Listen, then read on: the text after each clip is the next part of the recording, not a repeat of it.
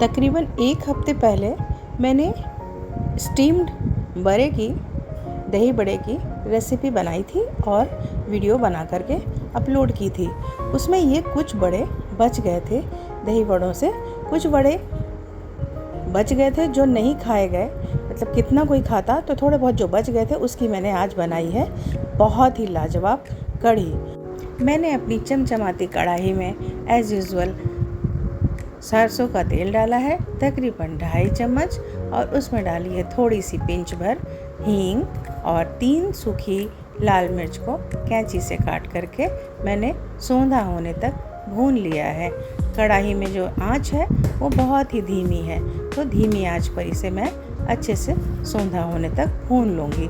तब तक मैं चॉपर में पहले से कटी हुई कुछ प्याज लूँगी जो तकरीबन 1 से 1.5 के करीब प्याज होंगी, और कुछ लहसुन लूँगी, अदरक और हरी मिर्च, इसे मैं चॉपर में चॉप कर लूँगी।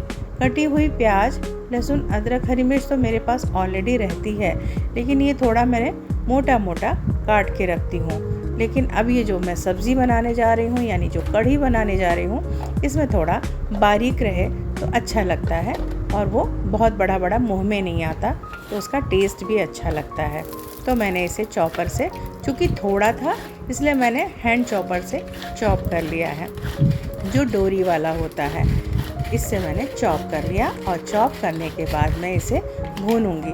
तब तक मेरी जो मिर्चियाँ हैं वो भी अच्छे से भून गई हैं, जली नहीं हैं। तो ये मैं सारा पेस्ट उसमें जो बना रखा था बारीक, ये उसमें डाल दूँगी।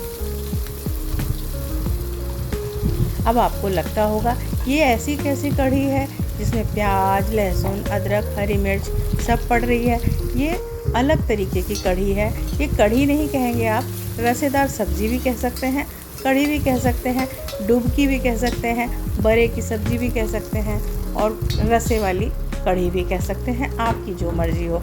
हमारे में इसको डुबकी कहते हैं, लेकिन डुबकी जो होती है वो पेस्ट बना करके डायरेक्ट उबलते हुए इसी रसे में डाल दी जाती है, तली नहीं जाती, और वो जो पकौड़े रस्से में डाली जाती है और रस्से में ही पक जाती है और फूल जाती है।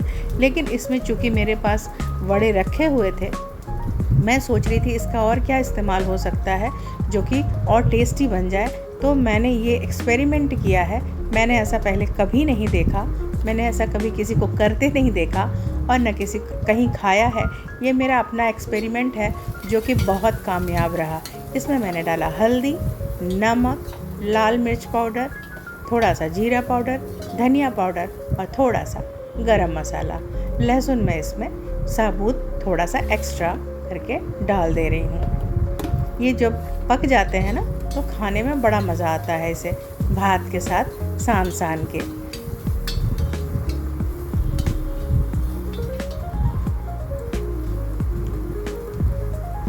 मसालों को खूब अच्छे से भूनने के लिए थोड़ा थोड़ा पानी डालते रहें, जिससे मसाले जले ना और अच्छे से पक जाएं, स्मूथली पक जाएं, कड़े कड़े ना रह जाएं, प्याज कड़ी ना होने पाए, मसाले सब सॉफ्ट रहें।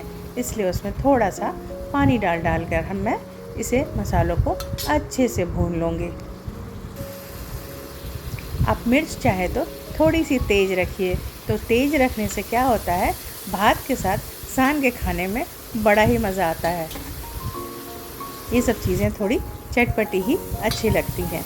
अब ये मसाला ऑलमोस्ट अच्छे से भून चुका है।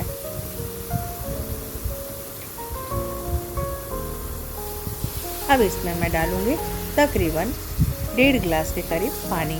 आप अपने आवश्यकता अनुसार, जितने लोग घर में हैं, जैसे कि अगर 4 लोग हैं तो तकरीबन 8 कटोरी पानी डाल दीजिए। अगर 6 लोग हैं तो आप उसी हिसाब से बढ़ा दीजिए। आप अपनी इच्छा अनुसार, यानी कि आप इतना पानी डालिए कि एक एक व्यक्ति के लिए 2-2 कटोरी सब्ज़ी हो जाए। अभी ये मैंने गांव की खटाई रखी हुई है, जो बहुत मुलायम कलियां हैं, आम की कलियां हैं, खूब मुलायम मुलायम खटाई है, हमारे गांव से आती है ये मैं रखती हूँ।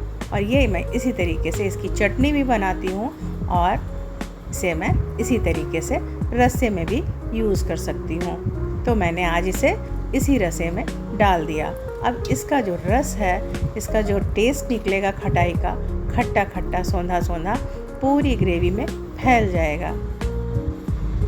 आ रहा है ना मुंह में पानी? ये वास्तव में बहुत टेस्टी होता है, बनाते बनाते ही भूख लगाती है। फिर मैंने इसमें इच्छा अनुसार आपको जो डालना हो, आप चाहे तो कसूरी मेथी डालें, चाहे तो धनिया डालें, हरी धनिया काट के डालें। तो मैंने इसमें हरी धनिया काट के डाल दिया है और ये जो बड़े बचे थे इसे भी मैं तोड़ तोड़ के डाल दूँगी। आप चाहें तो साबुत भी डाल सकते हैं, आप चाहें तो इसे छोटा छोटा भी करके डाल सकते हैं, वो कोई ऐसा नहीं है, ये तो ऑप्शनल है। ये तो पकोड़े की तरह पड़ जाएगा और अपने आप उसमें जाके इसमें रस घुस जाएगा। ये फ्रिज में रखे होने की वजह से थोड़ा सा सॉफ्ट हो गए हैं और गरम गरम ग्रेवी में जाते ही ये थोड़ा सा अच्छा शेप ले लेंगे और गरम गरम होने की वजह से थोड़ा सा हल्का सा कड़क हो जाएंगे, हल्का सा, जो कि खाने में मज़ा आएगा। मतलब ऐसा नहीं कि हाथ लगाते ही गल जाए। अब इसे मैं इसी ग्रेवी में पका लूँगी।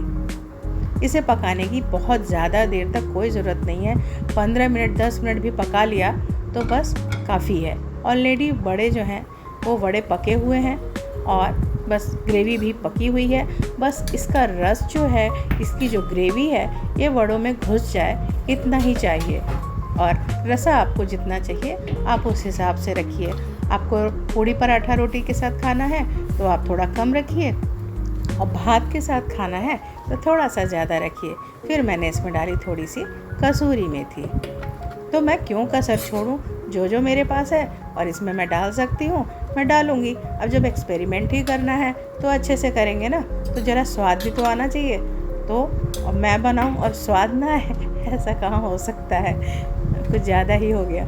चलो, लेकिन ये वास्तव में बहुत ही टेस्टी बना था। किसी को खाना है ना तो ज़रूर आइए हमारे पास। ये बहुत मुश्किल भी नहीं है और मैं फटाफट बना के खिलाऊंगी, बशर्ते दाल भीगी रहनी चाहिए। ये एकदम 10 मिनट के अंदर ग्रेवी एकदम गाढ़ी हो गई है और ये भात के साथ खाने के लिए बिल्कुल तैयार हो चुका है। अब मैं लगाऊंगी अपनी प्लेट। वैसे तो मैं थोड़ा डाइट कर रही हूँ, लेकिन एक टाइम मैं खा लेती हूँ, और कभी कभी ऐसी सब्ज़ी बनती है ना तो भात के साथ खाने में ना मज़ा ही कुछ और है। थोड़ा ही लूँगी लेकिन लूँगी। अरे एक ही जीवन मिला है, थोड़ा बहुत खा लेना चाहिए। ऐसा भी कोई वो नहीं है, कोई कसम नहीं खाई हुई है मैंने कि मैं बिल्कुल नहीं खाऊंगी। तो ये छुटकी छुटकी सी 2 प्याज मैंने ले ली, जो इसके साथ खाने में बड़ा ही मज़ा आएगा। और ये है हमारा काला नमक भात, जो कि छोटा छोटा होता है लेकिन बनते ही इतनी खुशबू फैल जाती है ना पूरे घर में कि आपका नहीं खाने का मन है तो भी आप खाएंगे। अब ये प्लेट हमारी बिल्कुल तैयार हो चुकी है। थोड़ा सा आप इसमें इसका फ्लेवर रिच करने के लिए हल्का सा घी डाल के खाइए और ये इसका स्वाद और दुगना कर देगा। थोड़ा सा मैंने लिया है आम का अचार और ये तैयार हो गई है हमारी आपकी थाली। अब वो जो लहसुन दिख रहा है ना, सबसे पहले उसी को खाने का मन करेगा, क्योंकि वो पक जाता है और वो भात के साथ मीच के खाने में बड़ा ही अच्छा लगता है। कुछ ज़्यादा ही मैं अपनी भाषा नहीं बोल रही हूँ, खैर आप समझ ही जा रहे होंगे। इतनी यूट्यूब पे वीडियोस आती हैं, इतनी चीज़ें आती हैं, तो मैं अपनी भाषा को छोड़ो, मैं भी अपनी भाषा बोलूँगी। अब ये देखिए, गरम बहुत है इसलिए मुझे चम्मच से खाना पड़ रहा है, अदरवाइज़ मैं तो हाथ से ही सान के खाती हूँ। बहुत टेस्टी है ये, बहुत, मतलब मैं बोल रही हूँ, डबिंग कर रही हूँ और मेरे मुंह में आ रहा है पानी।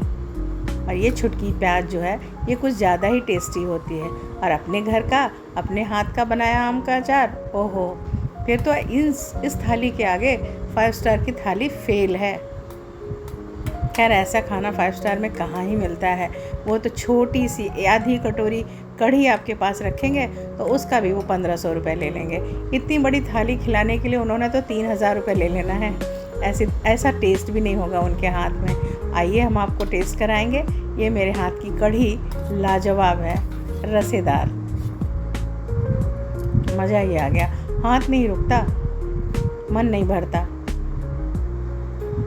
तो तैयार है आपकी कढ़ी, चटपटी, रसेदार कैसी लगी आपको बताइएगा। आप भी बनाइए, सबको खिलाइए। Thank you, tata, bye.